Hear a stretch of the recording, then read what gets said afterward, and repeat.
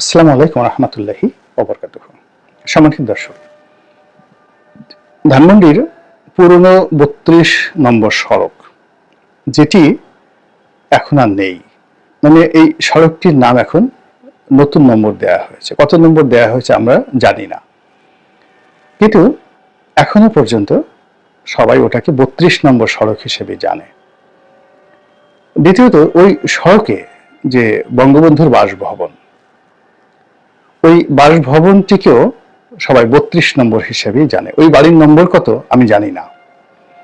সড়কের নাম ৩২, যেটি পাল্টানো হয়েছে, কিন্তু তারপর লোকজন সেটাকে ৩২ নম্বর বলবে। নতুন পুরনো কোনো ব্যাপার নয়, সড়কের নাম ৩২। দ্বিতীয়ত, ওই বাড়িতে মানে ওই সড়কে অনেকগুলো বাড়ি রয়েছে এবং নিঃসন্দেহে প্রত্যেকটা বাড়ির আলাদা আলাদা হোল্ডিং নম্বর আছে। আর বঙ্গবন্ধুর যে বাড়িটি, সেই বাড়িটির একটা হোল্ডিং নম্বর আছে, কিন্তু লোকজন সেই হোল্ডিং নম্বর জানে না, জানার চেষ্টাও করে না। ওই বাড়িটিকেই বলা হয় ৩২ নম্বর। এখন পুরো ধানমন্ডি ৩২ নম্বর হিসেবে পরিচিত। তারপরে পুরো ৩২ নম্বরটি বঙ্গবন্ধু ভবন হিসেবে পরিচিত, আর বঙ্গবন্ধু ভবনটি ৩২-এর মধ্যে একাকার হয়ে গেছে। সেই ৩২ নম্বর সড়কে যে বঙ্গবন্ধু ভবনটি, এটি জনগণ, ছাত্র জনতা যারা জুলাই আগস্ট বিপ্লব করেছে, তারা রাগে, ক্রোধে, ক্ষোভে এটাকে মাটির সঙ্গে মিশিয়ে দিয়েছে। ন্যায় অন্যায় বড় বিষয় নয়, বিষয়টা হলো যে তাদের রাগ হয়েছে, ক্রোধ হয়েছে, এবং সেই রাগ এবং ক্রোধের যথেষ্ট কারণ আছে। এটি কতটা আইনগতভাবে বৈধ, কতটা অবৈধ, কতটা সঠিক বেঠিক সে প্রশ্ন নয়। তারা যে রাগ হয়েছে, সে রাগের কারণ আছে। এর কারণ হলো ২০০৯ থেকে একেবারে টানা ২০২৪ পর্যন্ত শেখ হাসিনার যে শাসন চলেছে, তার মধ্যে তিনটি নির্বাচন, ১৪, ১৮, ২৪, খুবই বিতর্কিত, অমানবিক, নিষ্ঠুর নির্বাচন করে গণতন্ত্রকে হত্যা করা হয়েছে।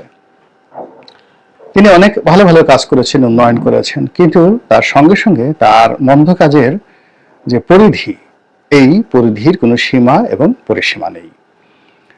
তিনি অনেকের কাছে যাকে বলা হয় আদরণীয়, সম্মানিত, ভালোবাসার পাত্রী, কিন্তু অ্যাট দ্য সেম টাইম বহু সংখ্যক মানুষের কাছে তিনি মূর্তিমান আতঙ্ক, শেখ হাসিনা। তো এই যে তার যে মূর্তিমান আতঙ্ক, এটা শেখ হাসিনা এখনো পর্যন্ত বুঝতে পারেননি। তার আপনজন তারাও বুঝতে পারছেন না, অনুধাবন করছেন না, তার আগের ভাষায় কথা বলছেন।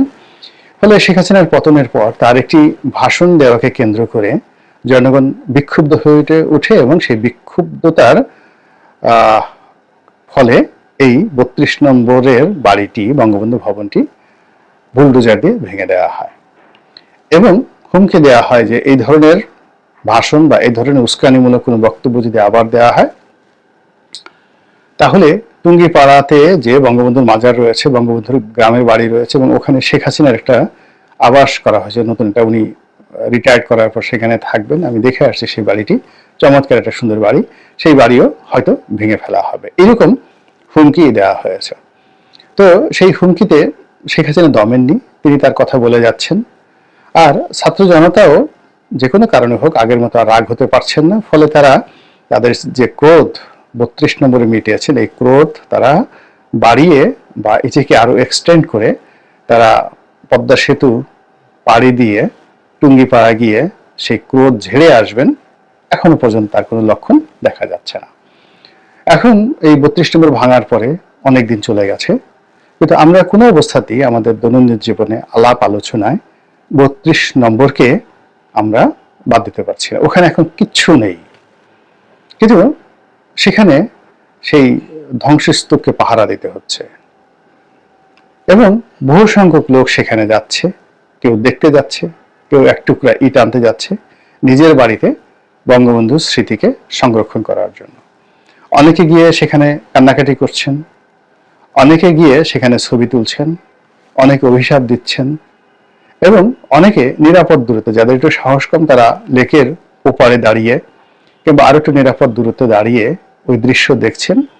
আর মনের মধ্যে যেভাবে যত বিশ্রী রকম গালাগাল আসে, অভিশাপ আসে, বিষোদ্গার আসে, সেই জিনিসগুলো তারা করে যাচ্ছেন। আর এই সকল ঘটনা যখন ঘটতে থাকে তখন কোনো অবস্থাতেই যাকে বলা হয় এই বিষয়গুলো জাতীয় রাজনীতি থেকে এগুলোকে বাদ দেওয়া যায় না। আমি 32 নম্বরের বাড়ির তুলনায় কোটি কোটি মানে আমার ব্যক্তিগত বঙ্গবন্ধুর তুলনায় আমি বঙ্গবন্ধু একটা পশমের উপযুক্ত নই, কিন্তু আওয়ামী লীগ আমার একটা বাড়ি ভেঙে দিয়েছে। তো এখন যেটা ভাবি সেটা হলো যে আমাদের গলাচিপাতে উলানিয়া বাজারে আমার যে বাড়িটি ছিল সেই বাড়িটিকে সবাই এমপির বাড়ি হিসেবে আখ্যায়িত করত। এখন ওখানে আরো অনেক এমপি আছেন, স্বাধীনতার পরে অনেক এমপি হয়েছেন, কিন্তু এমপির বাড়ি বলতে গোলাম মোল্লা রনির উলানিয়া বাড়িটি মানুষ বুঝতো। যে কোনো জায়গায় বলতো কোথায় যাচ্ছ, এমপির বাড়িতে যাচ্ছি, কোথায় আছো, এমপির বাড়ির সামনে আছি। তো এটা বিনা ভোটের এমপি যে হয়েছিল তাদের জন্য এটা একটা খুব কষ্টের বিষয় ছিল। দ্বিতীয়ত আমাকে দমন করার, আমাকে মোরালি দুর্বল করার জন্য শেখ হাসিনার হয়তো চেষ্টা ছিল, তদবির ছিল, এই জন্য আমার বাড়িটাকে ঠিক এইভাবেই বা এর চেয়ে নির্মমভাবে ভেঙে দেওয়া হয়েছে। তো ভাঙার ফলে সেই জায়গাটিকে এখনো লোকজন কিন্তু এমপির বাড়ি বলে। বাড়ি নেই, খালি জায়গা, লোকজন সেখানে আসে, দেখতে আসে এবং দাঁড়িয়ে ছবি তুলে গালাগাল করে যারা এই কাজ করেছে, অভিশাপ দেয়। এবং কেউ যদি জিজ্ঞাসা করে এই কোথায় আছে, বলে আমি এখন এমপির বাড়ির সামনে আছি, কিন্তু ওখানে কিন্তু বাড়ি নেই। আমার মতে একটা ক্ষুদ্র মানুষের ক্ষেত্রে যদি এই ঘটনা ঘটে, ক্ষুদ্র একটা এলাকাতে 32 নম্বরের ক্ষেত্রে এটা কত লক্ষ কোটি গুণ বেশি পরিমাণে ঘটতে পারে একবার বোঝার চেষ্টা করুন। তো আমি নির্বাচন এলাকায় যাই না, অনেকদিন যাই না, সে 18 সালে নির্বাচন করে আসছি, এরপরে আর যাইনি।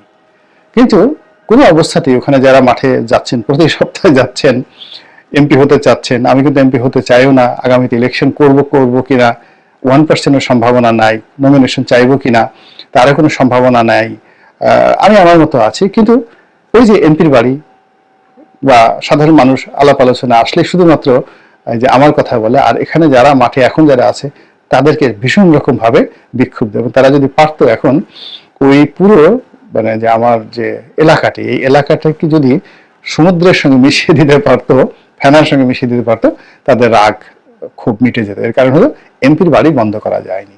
একইভাবে 32 নম্বর ভেঙে ফেলা হয়েছে, কিন্তু 32 নম্বরটি মানুষের হৃদয় থেকে মুছে ফেলা যায়নি। 32 নম্বরের বাড়িটি গুড়িয়ে দেওয়া হয়েছে, কিন্তু ওই বাড়ির যে স্মৃতি, ওই বাড়ির যে আবয়ব, ওটি মানুষের মন থেকে মুছে দেওয়া যায়নি। ওই বাড়ির যে স্ট্রাকচার যারা একবার দেখেছে, প্রত্যেকটা মানুষের হৃদয়ে পোর্ট্রেট হিসাবে ওটা পার্মানেন্ট হয়ে গেছে। যে কোনো পবিত্র ভূমির মতো, যে কোনো যাকে বলা হয় প্রকৃতির অপার লীলা, আপনি যেমন টিয়া পাখি, দোয়েল, শ্যামা, তারপরে শেষে আকাশ, বাতাস, চন্দ্র, সূর্য, তারকা ইত্যাদিকে আপনি যেভাবে মনের মধ্যে ধারণ করেন, চাঁদ বলার সাথে সাথে 1 মিনিটের মধ্যে আপনার হৃদয়ে চাঁদের একটা ছবি চলে আসে। তদ্রূপ 32 নম্বর বলার সঙ্গে সঙ্গেই বঙ্গবন্ধুর যে বাড়িটি, ওই দোতলা বাড়িটি, সেই স্মৃতি চলে আসে। 1 2 নম্বর হলো যে ওই বারান্দায় দাঁড়িয়ে, বঙ্গবন্ধু ভবনের বারান্দায় দাঁড়িয়ে, দোতলায় দাঁড়িয়ে যারা বঙ্গবন্ধুকে দেখেছেন তাদের শুধু বাড়ির স্মৃতি নয়, ওই বঙ্গবন্ধুর স্মৃতি চলে আসে, যেটা আগে এই বাড়ি ভাঙার আগে আসতো না, এখন বারবার আসছে। যারা ওই বাড়ির নিচতলাতে সামনের লনে শেখ হাসিনাকে বসতে দেখেছেন, তার সঙ্গে কথা বলেছেন, তারা শেখ হাসিনাকে স্মরণ করছেন। ওই বাড়ির দোতলায় যারা ডাইনিং টেবিলে গিয়েছেন, বেগম মুজিবের সঙ্গে যারা কথা বলেছেন, খাবার টেবিলে খাবার খেয়েছেন, তারা ওই দৃশ্য মনে করছেন, কাঁদছেন। আবার এই সকল দৃশ্য যারা বইতে লিখে গেছেন, শত শত নয়, হাজার হাজার বইতে ওই বঙ্গবন্ধু ভবনের যে কাহিনী, ওখানে কিভাবে খেয়েছে, ওখানে কিভাবে শুয়েছে, ওখানে বঙ্গবন্ধুর বেডরুমের দৃশ্য, ওই বাড়ির কোনো প্রাইভেসি নেই, শুধুমাত্র বাথরুমের ছবিগুলো ছাড়া ওই বাড়ির রান্নাঘর থেকে শুরু করে প্রতিটি রুমের দৃশ্য। তিনি লুঙ্গি পরে শেখ রাসেলকে বুকে জড়িয়ে ধরে আছেন, শেখ রেহানা, শেখ হাসিনা পাশে বসে আছে, দাঁড়িয়ে আছে, শেখ কামাল আছে, জামাল আছে। ওই ছবিগুলো মানুষ এখন এই 32 নম্বর ভাঙার পরে তাদের মানসপটে স্থান দিয়েছে, এবং স্থান দিয়ে তারা এগুলোকে পোর্ট্রেট বানিয়ে নিয়েছে।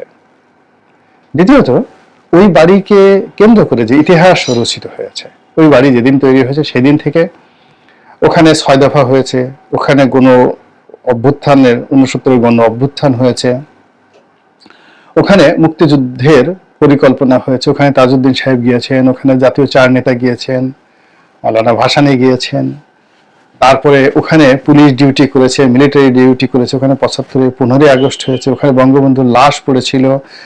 এই সকল ছবিগুলো, দৃশ্যগুলো মানে 32 নম্বরের 100টি নয়, লক্ষটি নয়, কোটি কোটি রেপ্লিকা। এটা ভবনের রেপ্লিকা। ওখানে যে সকল দৃশ্য ছবি আকারে বিভিন্ন জায়গায় প্রকাশিত হয়েছে সেগুলো রেপ্লিকা। কোন রকম ইনভেস্টমেন্ট ছাড়া কোটি কোটি মানুষের হৃদয়ের মধ্যে এটি সিলসাপ্পর মারা হয়ে গেছে। এবং অবাক করার ব্যাপার হলো যে এরকম ঘটনা যখন ঘটে, এগুলো আবার করে কি পরবর্তী জেনারেশনে এটা ভাইরাসের মধ্যে ছড়িয়ে যায়। যেমন ধরুন আপনার হৃদয়ে সেই 32 নম্বরের একটা স্মৃতি পোর্ট্রেট আকারে আছে, আপনি কোনোদিন ওখানে গিয়ে কোনোদিন হয়তো হেমায়েতুল্লাহ আলমগীরের সঙ্গে কথা বলেছেন, ছাত্রলীগের কোনো নেতার সঙ্গে কথা বলেছেন, বা ওখানে গিয়ে শেখ হাসিনার সঙ্গে কথা বলেছেন, বঙ্গবন্ধুর সঙ্গে কথা বলেছেন, শেখ কামালের সঙ্গে আড্ডা দিয়েছেন। এখন এটা আপনার হৃদয়ের মধ্যে আছে, আপনি ধারণ করেন।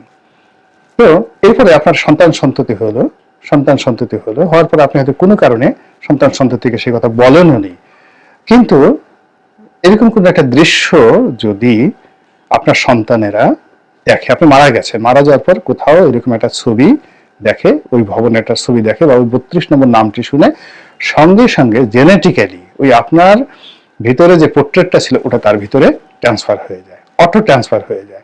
এবং এটা আপনি এখন চিন্তা করেন iCloud-এ আপনি যেভাবে বা গুগলে আপনার যে তথ্যগুলো আপনি সংরক্ষণ করে রাখেন, ফলে একটা ডিভাইস আপনার চলে যায়, আপনি শুধু পাসওয়ার্ড দেওয়ার সঙ্গে সঙ্গেই অন্য নতুন ডিভাইসে আপনার সকল তথ্যগুলো চলে আসে। তো তদ্রূপ মানুষের হৃদয়ের মধ্যে যে বেদনা থাকে, প্রেম থাকে, ভালোবাসা থাকে, ক্রোধ থাকে, যা কিছু থাকে, এটা পরবর্তী জেনারেশনে এরকম একটা দুটো পাসওয়ার্ডের মাধ্যমে সেটা অটো ট্রান্সমিট হয়ে যায়। এবং এই কারণে আমরা এখনো হযরত মুসাকে ভালোবাসি, হযরত ঈসাকে ভালোবাসি, ইমাম মাহাদির কথা কল্পনা করি, আল্লাহ রাসূলকে ভালোবাসি, মক্কাকে ভালোবাসি, মদিনাকে ভালোবাসি, মদিনার খেজুর গাছের কথা শুনে চোখের পানি ফেলি। এগুলো সবই এই জেনেটিক কারবার। এখন এই 32 নম্বর নিয়ে এই বাড়িটা ভেঙে দেওয়ার পরে এরকম একটা জেনেটিক বিপ্লব কিন্তু এই জেনজিরা, আমরা যারা মানে এই যুগে বিপ্লবীদেরকে জেনারেশন জি বলে, জেনজি।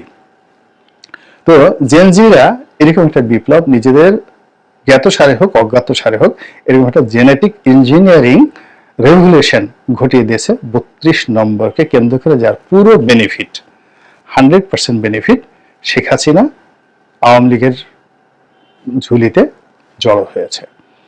এবং এটি এফডিআর আকারে, ব্যাংকে যেভাবে এফডিআর বাড়তে থাকে অ্যাজ এ এফডিআর আকারে এই জিনিসগুলো সেখানে সঞ্চয় হচ্ছে, সুদে আসলে এগুলো বাড়ছে, এবং সময় মতো এগুলো তারা আবার এনক্যাশমেন্ট করতে পারবে।